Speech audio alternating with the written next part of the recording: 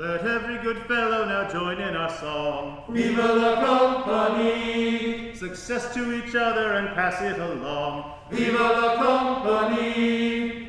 Viva la, viva la, viva l'amor. Viva la, viva la, viva l'amor. Viva l'amor, viva l'amor. Viva la company. Come all you good fellows and join in with me. Viva la company!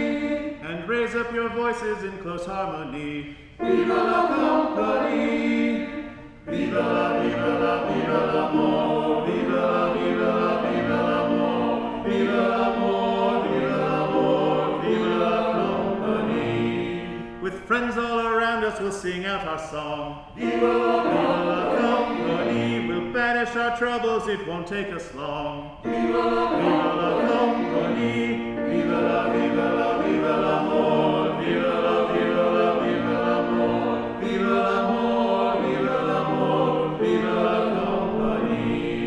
Now wider and wider our circle expands. Viva la company, we sing for our comrades in faraway lands. Viva la company, should time or occasion compel us to part.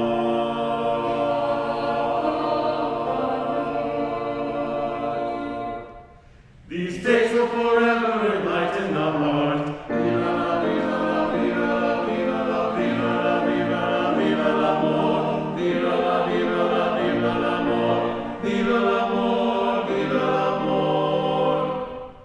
Viva la company.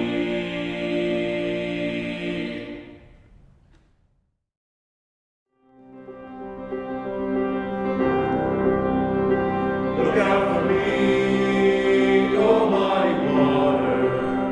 Your mysteries are deep and wide, and I got a need for going someplace, and I got a need to climb up on your back and ride.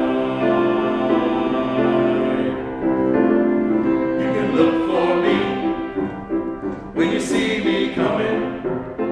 I may be running, I don't know. I may be tired and running fever, but I'll be headed south for the mouth of the Ohio.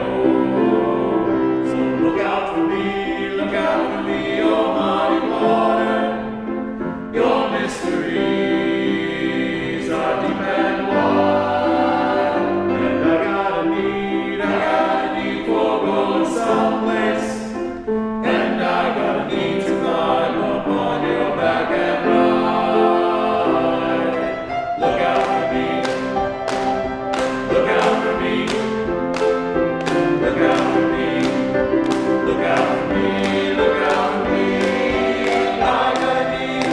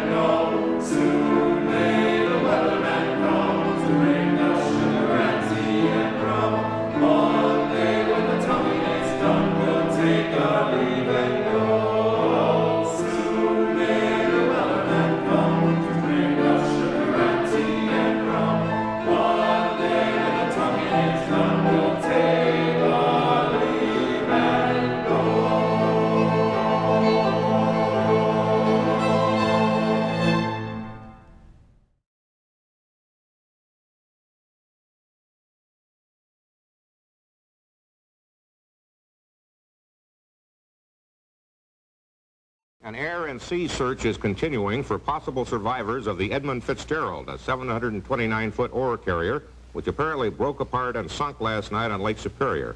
The ship and its 29-man crew vanished in a storm with 80-mile-an-hour winds and wave heights up to 25 feet.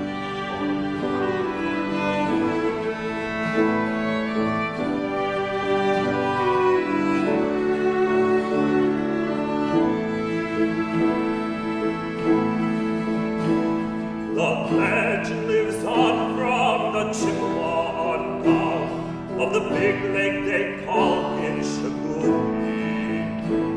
The lake, it is said, never gives up her dead when the skies of November turn gloomy. With a load of iron ore 26,000 tons more than the Edmund Fitzgerald weighed empty. That good ship and true was about to be chewed when the gales of November came early.